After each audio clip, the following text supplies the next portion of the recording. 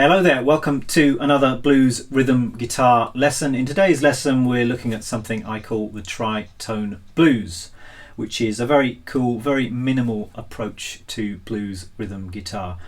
One thing I think it's important to remember as a rhythm guitarist is it's very rarely a good idea to be showing off and playing too much stuff.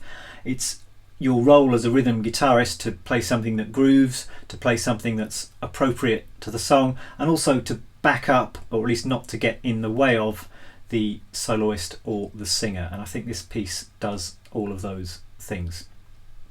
Before we go any further, I'd just like to explain what a tritone is for those of you who don't already know.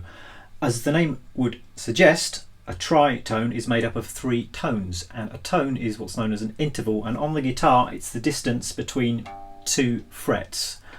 For instance, if we've got a G note here, if we play a note that's a tone higher, we go two frets up and we've got an A. So from G to A is what's known as a tone, from A to B is another tone, from B to C sharp is another tone. So if we add those three tones together, we've got the distance from G to C sharp, and that is our tritone. We could play that C sharp on the A string instead, and we've got this kind of a sound, which, as you can hear, is quite a dissonant interval. In fact, this interval in medieval times was known as the devil's interval because it's got quite a satanic kind of a sound, and it's obviously beloved of kind of metal bands, and there are lots of metal riffs that use this tritone because it sounds so satanic. That's kind of got that tritone in it.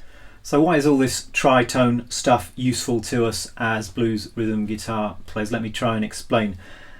I want us to take an A7 bar chord like this one. This is a chord that we've come across in previous lessons, and if you look at the notes on the middle two strings of that chord, on the third and fourth strings, you'll see that we've got our tritone hiding within the middle of that A7 chord, and those notes there provide us with the flattened seventh and the third in relation to the A root. So what we've got there are what's known as the essential chord tones of an A7 chord. Those two notes are actually enough to suggest an A7 sound. The fifth is usually a dispensable chord tone. That doesn't really add much to the character of the chord, and also the root can easily be omitted because it's implied so strongly in the sound of that tritone, and also because we're often going to be playing with other musicians or in a band context, and the bass player is going to be playing the root, so we don't really need that one either. So what we're left with is just this tritone to suggest an A7 sound. Now, what you'll find is you've got that tritone hiding within all of the different seventh chords that we know. For instance, if we play this seventh chord voicing, again, we've come across this voicing before. It's a C form of the seventh chord. I'm actually playing a D7 here, and if we take away the outside notes in that chord voicing, we're again left with our tritone. We've got the third and the flattened seventh again in the tritone. This time they're flipped upside down, and those two notes are again all we need to suggest the sound of a D7th chord. There's the root, but you can take away that and just play the tritone. Now this is going to be very useful to us as rhythm guitar players because we can play through an entire blues just playing this one tritone shape. So let's move on and look at the piece that I played at the start of the lesson right now. We're in the key of C, and for our one chord, rather than playing a big C7 bar chord, I'm just going to play our tritone, which is the 8th fret on the D string and the 9th fret on the 3rd string. So I'm going to play a bar of that.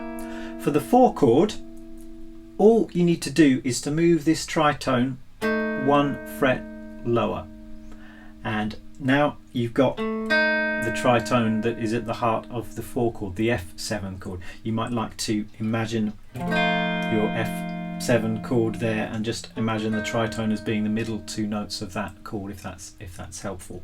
So those two notes are our 4 chord. Then we go back up 1 fret to the 1 chord for 2 bars, just taking it round at a normal 12 bar blues. 1 fret lower, we've got the 4 chord again, back to the 1 chord. For the 5 chord, all we're going to do is move that shape 1 fret higher, and there we've got the middle two notes, the tritone, hidden within our G7 chord. So we play the 5 chord like that, we go 2 frets lower for the 4 chord, and then we're back home to the 1 chord, and then a bar of the 5 chord to turn it around. So you can see how cool this is and how easy it is to play. We're literally just taking this 1 2 note shape, moving it 1 fret lower for the 4 chord, moving it 1 fret higher for the 5 chord, and we can play through an entire blues like that. Rhythmically, there are all kinds of things you can do. I was playing a rhythm that went something like this: 1 2 3 4, 1 2 3 4, 1 2 3 4, 1 2.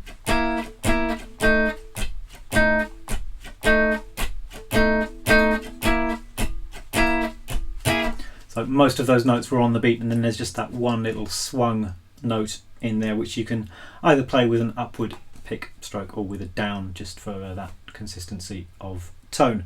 But I recommend you play around with your own rhythms for this kind of piece.